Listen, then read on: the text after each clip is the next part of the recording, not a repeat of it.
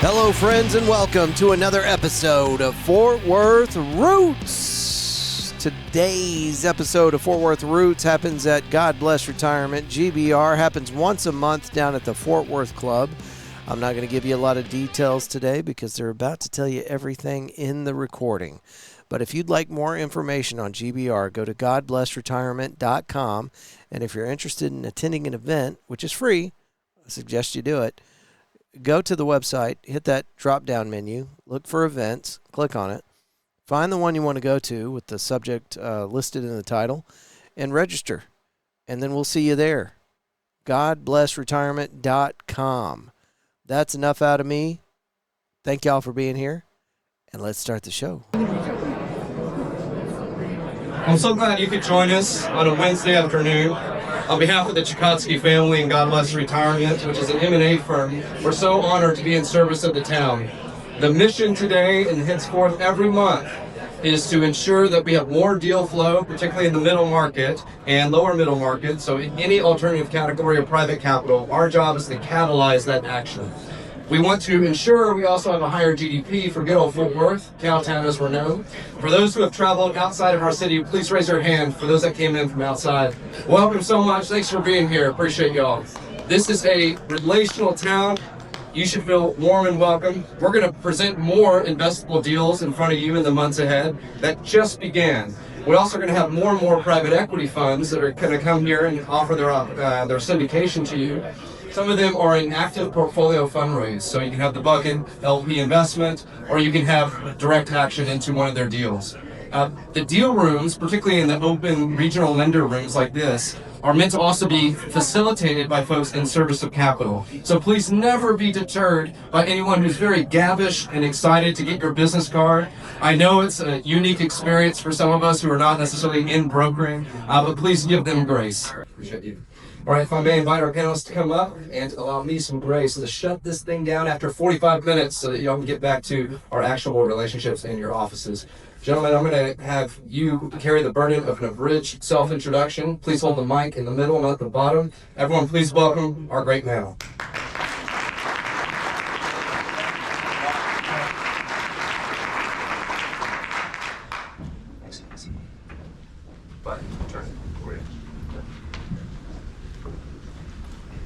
Okay. Do we have this?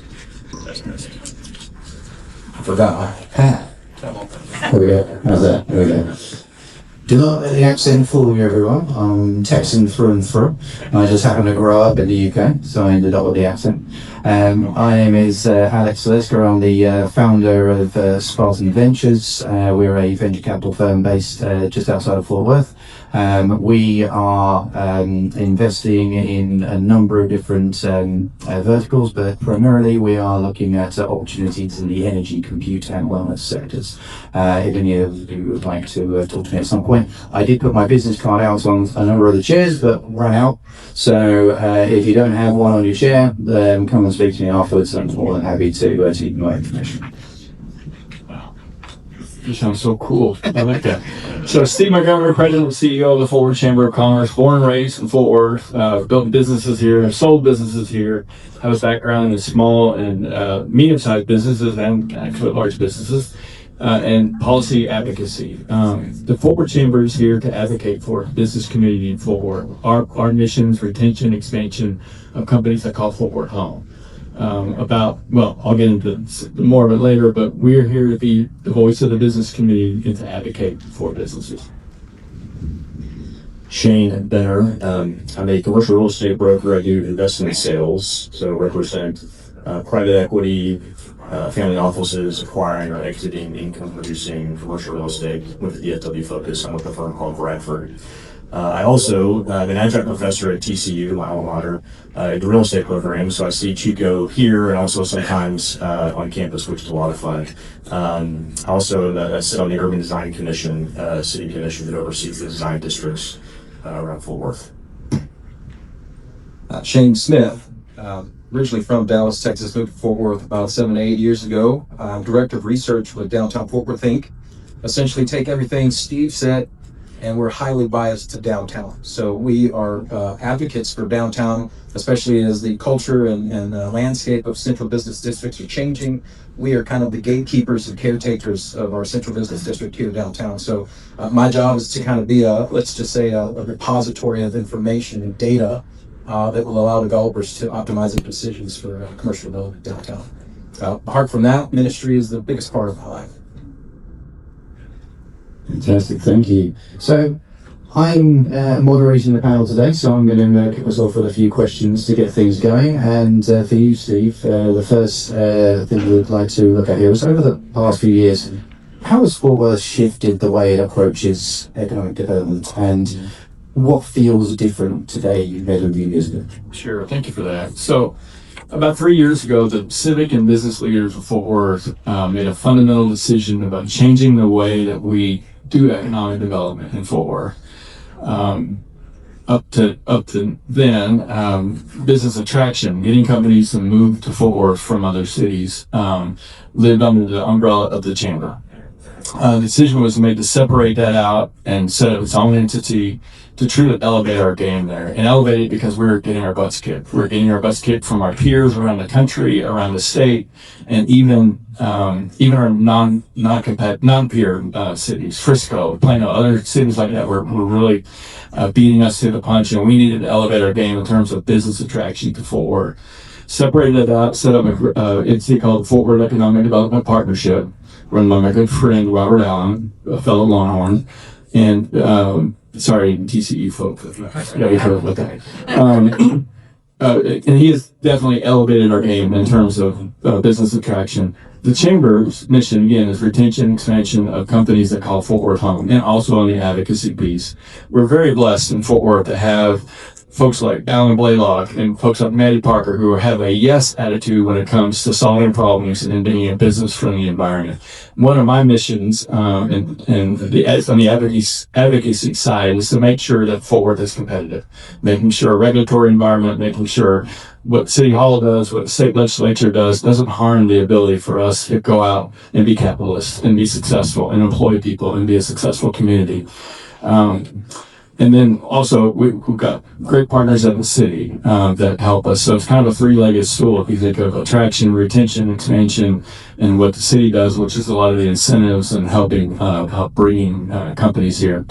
So that's different. I think we've elevated our game. I think the proof is in the numbers, and we are definitely on the upswing. Fantastic, thank you. So for Shane Smith down the end there, the economic change in the Metroplex over the last 12 months, what are you expecting the trends to look like over the next year or so? Yeah, that's another good question. I'm going to ride off of how Steve introed. There is a tremendous benefit that the state of Texas is getting from the rest of the country, and that is in domestic migration. There's a tremendous amount of people moving into the state of Texas. The DFW Metroplex gets a lion's share of that. And the city of Fort Worth is just getting these inflows of wonderful people moving in. There's a study done by the Dallas Fed that showed, this was done in around 2022. Most of the people that are moving here are quite young, between 25 to 29. Of them, they're relatively higher educated than us Texans. That's not to say we're not educated. They're just slightly higher educated. Of the fields that they get employed in, they tend to be in the STEM-related fields or in management. So as Steve was talking about drawing in, this growth, the question is how as we as Fort Worth can adapt to that and be welcoming to that while still being Fort Worth. And one of the things that I noticed, and Shannon, I'd love to get your feedback on, is when you look at the data across the United States of America and us being in downtown Fort Worth, the question asked is, as these large corporate firms are seeking to relocate or return back to office, what does the office environment look like? We are near full employment. Payroll growth at the federal level has slowed down, but that is just to say that we're already at full employment. In the office space, something really interesting happened in the year 2025. The first half of 2025 in the office market, we hit record high vacancy. In the second half, something interesting happened. All that inventory of amenity-rich office space. If you guys remember the kind of last time we talked, or you're keeping your ears to the floor on the office market, it's called flight to quality. Anybody who's in an office, they want to see this stuff. So we started building. A tremendous amount of inventory was hitting the United States of high-level amenity-rich office space. And so that was adding to the fuel of high-level vacancy rates. And then the downtowns started to become abandoned, and you guys know what that looks like. Fort Worth runs against that grain a bit. Our downtowns have a relatively tight and robust office occupancy. But the point I wanted to make, Shane, and let me know what you see about this, is the second half of 2025, you almost look at, when you see the data, you see it almost like a point of inflection. All that new inventory, the construction, the net deliveries of office space hit a record low, even negative delivery of office space. And then we started to see positive absorption for the first time since, I think, around 2019. And for those of you who don't know, absorption just simply means more people are filling seats than are vacating. So we could have hit a point of inflection. We may have seen the worst of the office space environment. What that means for downtown is it's nowhere to go but up. So what have you seen from that, Shane, in terms of the office space? From the mention something real quick. Steve said, I'll address this. The can-do attitude. So I mentioned I do investment sales.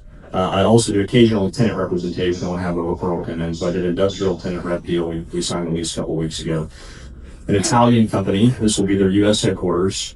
They make high-end 3D printing machines, industrial additive manufacturing. So these machines cost between $200,000 and $1.5 million a piece. They will use this location to store machines. They'll have a couple machines set up for demo, and then they will sell them to customers. Their customers use these machines for things like dental implants, rocket nozzles, rifle barrels, the internals of firearm suppressors. So it's a pretty interesting thing. The Italian CEO was in town to tour space, and we had a challenge. We had the landlord's representatives, landlord's brokers, myself, contractor, everybody's there trying to figure out how many these were. And we had to work through some challenges. The plumbing was on the wrong side, so we had to flip the floor plan. The landlord already had a permit open with the city, so we were talking about trying to piggyback off their permit. This is actually not in the city for work, but it is in county. And so that we could save some time on the permitting process. And counterparties are there, and everybody's working towards getting this thing done as quick as possible. We could deliver this space in a couple months, basically. And so this, the CEO from Italy is actually German, but lives in Italy. At the end of the meeting, we just kind of wide-eyed. He was like, I love coming to America where everybody wants to get the job done and work through challenges and get it done.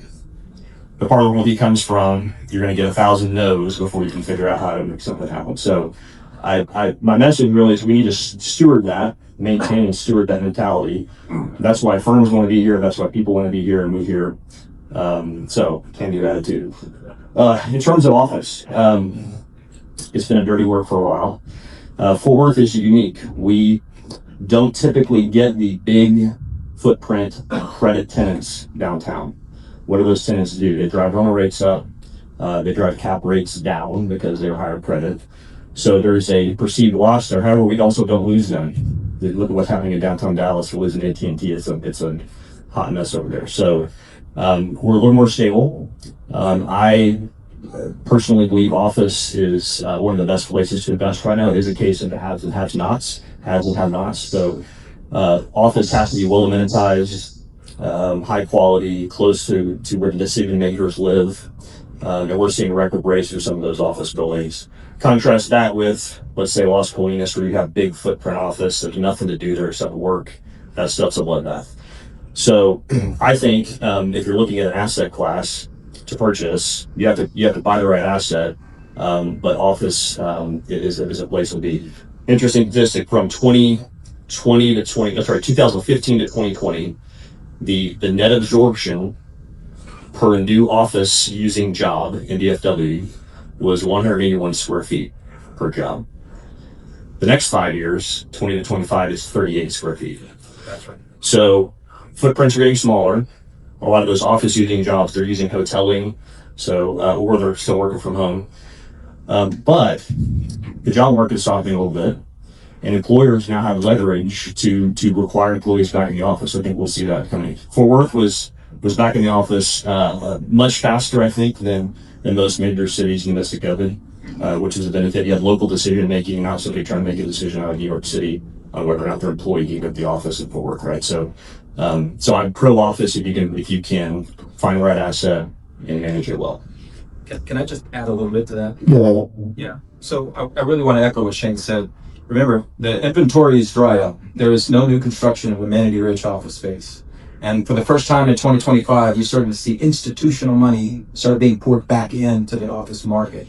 So for those of you who are looking for those low-hanging fruits, those deal flows, because of that shortage of supply, the demand is now starting to spill over into the older legacy buildings. And so, yes, we are occupying on average less space per employee, but the demand and the investment in office space is we could be seeing a point of inflation. It's just worthy of attention. But we are early. So Yes. institutional money will flow back in and you will see values increase. But if you're a private capital where you're looking at smaller deal sizes, you can still acquire good assets at a higher yield than other asset types because the institutional capital is not fully on board yet. That's good. Fantastic, thank you guys. So I mean, I can echo one sentiment there of there's a can-do attitude in America when you've grown up in a different country, where the attitude is what can go wrong and how do we stop it going wrong. The attitude here, especially in Texas, is very much how can we get this to be the best thing that it can be, and that's definitely one of the reasons why I prefer being here. Steve, back to you quickly. When you're talking to local business owners and employers and so on, what are you hearing about how they're feeling about the growth in Fort Worth and the influx of people into the area? Yeah, I think there's a lot of optimism. I'm very bullish. I know I'm paid to be bullish on Fort Worth, but I think when I talk to my members, again, large and small, across scale, across industry, there's a lot of optimism about the momentum that Fort Worth has, and a lot of optimism about what their own entities are doing in terms of growth. Being very aware and cognizant of global headwinds, of domestic politics, of other kinds of things that are impacting, maybe creating a little bit of economic uncertainty. But the great thing about Fort Worth is we've got a diverse industrial base, we've got aerospace, we've got energy assets that really make us more resilient to some of those fluctuations and the challenges that other communities have.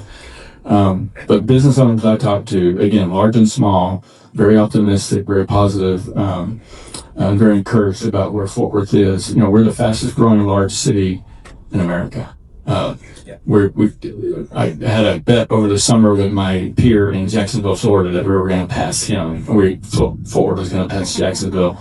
And I was very happy to send a note when I got the notice that we passed Jacksonville. So we're the 10th largest city in America.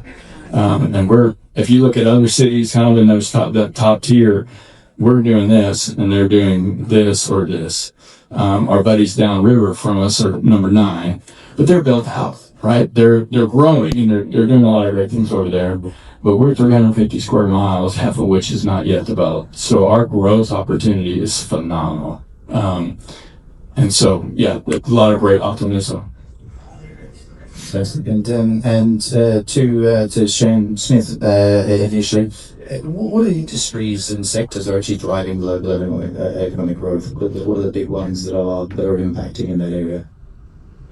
Well, I can answer by the most part. You know, what I see in Fort Worth is, I mean, the easy answers are just industrial. You know, the Alliance Corridor is just tremendous with what it's doing to the city. And to Steve's point, defense spending as well. I don't follow this too well, but I know that there's a tremendous amount of investment with these new level of fighter jets that have come along. And I know that's very, very big. I can say, downtown, we are seeing overall the kind of investment that's happening in downtown, not industry specific, but maybe kind of more towards the office realm, is very big. So we have about almost $3 billion on the pipeline of investment. And most of that in the central business district is less on the side of office growth, a little bit more on the side of multifamily development and hospitality. I do think that what Taylor Sheridan has done to Fort Worth is very unexpected. There have been entire meetings about what kind of impact he has had on the perception of Fort Worth and the perception of Texas. We're seeing benefits of that now. I can say in downtown, the Texas A&M development of the very large amount of roughly $1 billion of development across their 5 buildings that they're making. One of them is a performance and visual arts building. That's just going to go to kind of complement the kind of media and film attention that Fort Worth is getting. I can say for the rest of the city, we are seeing downtown with a lot of that just means a lot of conventioneers are coming, a lot of hotel growth is happening, but downtown specifically, we're kind of somewhat merging more into multifamily growth. We're seeing hotels and multifamily developments happening not only in the heart of downtown but along West 7th. I could talk about that later, but that's what I'm seeing. Fantastic. And other Shane, where are you seeing the best investment opportunities this year, and what sort of assets are actually offering the best inflation protection? Yeah, so I mentioned my comments on office, industrial, a lot of capital chasing industrial. I still think that if you can buy well, it's a fantastic asset. If you think about an inflationary environment, a ton of money got printed in COVID, M2 money supply. I'm not an economist, I just try to listen to these folks and pull out little data points, so I'm not as smart as I sound, but the M2 money supply increased 40% in 2 years, starting in COVID, 15.8 trillion to almost 22 trillion. It kind of settled. We're now printing a bunch of money again when things are good-ish, okay. So if we do have a recession, expect that spigot to open again. So inflationary environment, you want to own hard assets, and in real estate, you want shorter term leases than longer, which is a little backwards than normal. But so what's the shortest term lease possible? Nightly, right? Hotels, hospitality. That's really an operating business, kind of a different asset class. Next would be month-to-month leases, so self-storage, some light industrial, then apartments with 1-year leases. So you basically want to be able to re-rack the rents as fast as possible when values are going up. And so hard assets, obviously in the business of real estate, so I think that's one of the best places to be. One comment on Shane, what you said about the Sheraton stuff going on. I went to One Star Film Festival Gala last year and overheard Mike Berry, he was with Hillwood, talking with somebody I didn't know who it was, and this guy was bending Mike's ear. He's like, Mike, you don't understand. This layman thing is not just Fort Worth. I have friends all over Europe watching layman, and they want to come see Fort Worth now, which I thought was interesting. It's kind of hard to see that when you're in the bubble, but it has a big effect. By the way, when you do track this development that you're seeing, the prices that the office market is getting, the average daily rate for hotels in this inflationary environment, just one little word of warning, the growth rate of the office market, even for the trophy assets, the trophy office space, is not growing as fast as inflation. So if you were to look at prices in office space in real terms as opposed to nominal, you would actually see kind of a decrease in those trends. This inflationary engine is slowing down, and we're seeing that in the hospitality and even, by the way, in the multifamily market as well. All of it, you're just seeing it kind of slow down. Go ahead. One quick comment on that. So the Texas Funds, a real estate research center. It happens to be located at A&M. They are predicting this year inflation in the mid-2s.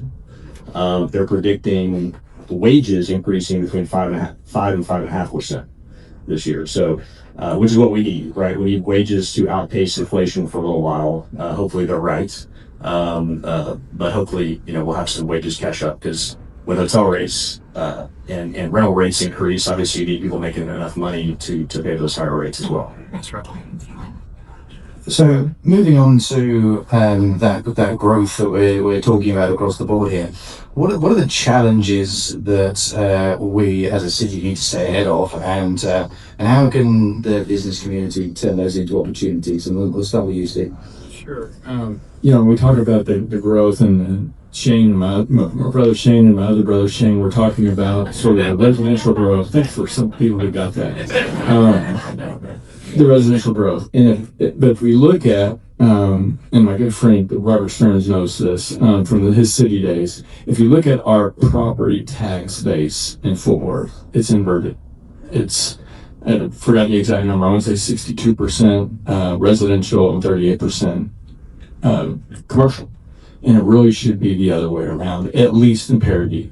And what that means for our community is long-term growth, is the demands on from residential on infrastructure, on services, fire, police, everything else is much higher. So that puts a big burden on our city budget and our ability to grow. I've even heard someone who knows a lot more about this than I do say that our property tax structure is unsustainable.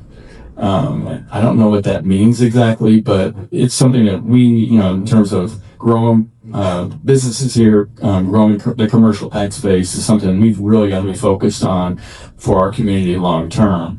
Heaven forbid we're a bedroom community to our friends to the east. We've got to have our own commercial activity, and we do. I don't want to say that we don't. We've got great advanced manufacturing. We've got aerospace. We have energy. We have a lot of great logistics. A lot of great assets here, but we need to make sure that we continue to focus on how we grow our commercial base. Anything to add there, Shane? Any brother Shane? Sorry. Yep. Road trade one. Yeah, we'll work our way down there. You first. What was the question again? Sorry. Do you have anything to add to what Stacy's said? I think we are in one of the best markets in the country. Seek your count your blessings. And recession can be kind of a self-fulfilling prophecy. So everybody in this room, go do your thing and hustle, and maybe it never happens. Okay, how much time do we have? You got time. We are in one of the best states in the country. We are in one of the best cities in the country. No, one of with It is the best, and I mean that. And, what can we do to optimize things? I think that's the basis of your question, right? Laissez-faire. Capitalism has gotten a very bad kind of understanding, connotation to it over the past years, but people vote with their feet. People are moving to Texas. There are reasons why they're moving to Texas. And I would argue very strongly that the markets have a tremendous amount to do with that. So find out what are the reasons why they're leaving those other states, and why are the reasons they are moving here. The reasons they're moving those states, let's not do that. And the reasons why they're moving here, let's keep that. I do believe a lot of it is our government's kind of letting go and letting our private markets and our private money do a lot of the legwork to make the best of the economy that we live in. And I don't think it's just that. I think it's us as Texans. I think it's our morality. I think it's our faith. But when we put all of that together, we all meet together. And once we have that foundation of letting the markets run free, regulated, and the government is a kind of a referee like thing, but information starts to go. That's why we're here. And so as information gets passed back and forth, we can optimize who is the best actor that's going to take and participate in these opportunities that we see. I'll give you a quick example. It's a very nuanced example, but we're talking about in the development that's happening in Fort Worth. The Van Zandt is a mixed-use development just right on here, West 7th. We talked about that as a type of uncertainty last year. It's happening now. It's a mixed-use office space that's spec, if I'm right, and it's a class AA office space. Just northwest of them is Westview Village. Am I saying that right? Westside Village. That's off of University and White Settlement. That is $1.7 billion of more mixed-use development. Okay, within 10 years, we're going to see more amenity-rich office space, high-level office space, high-level apartments there, and luxury hotels. Well, just north of that is where University goes into Northside Drive, and there's a big empty piece of land there. I'm not saying it's for sale. I'm just saying it's a big empty piece of land. It's in a floodplain. And I don't know the answer to this question, but I was just thinking about that a couple of hours ago today.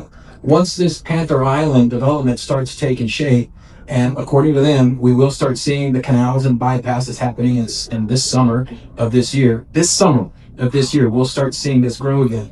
The question I would ask is, what's going to happen to that floodplain? Is it still going to be there? My assumption is not many people are asking those questions. So as long as we are the type of people that we share similar interests and similar goals, by us getting together and exchanging information, I think that the question is what is the best use of that land? Let the private markets answer those questions. Fantastic, thank you, Shane.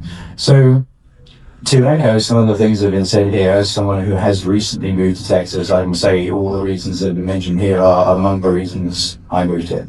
and are among the reasons why this is the place that I've made my home and will stay doing, and as long as it stays in the way that it is here.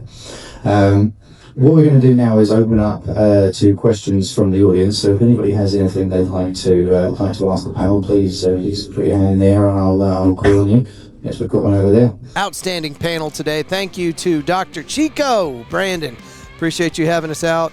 This was a real treat. This is our third one. Fort Worth Roots has a booth set up out front, and passing out stickers and all sorts of information on sponsorship and how you can get in front of 200,000 eyeballs and ears every single month with your business, your organization, or anything else you have to promote through the Fort Worth Roots podcast, our brand, our social media presence. We're here to support you. We're here to support you, Fort Worth. So holler at us if you want anything from us, if you want to be a guest on the show, whatever. Our email is media@fortworthroots.com, and you can find all things Fort Worth Roots related on all the social media sites. You can just Google it. It is Fort Worth Roots. We're everywhere. Thank you guys so much for listening to this episode, and we are looking forward to the next GBR event. You can go and register right now by going to godblessretirement.com. Hit that drop-down menu, go to events, find the one with the subject matter that interests you, one every month, and hit the register button, and we'll see you there. Thank you guys so much for listening, and we'll see you for the next one.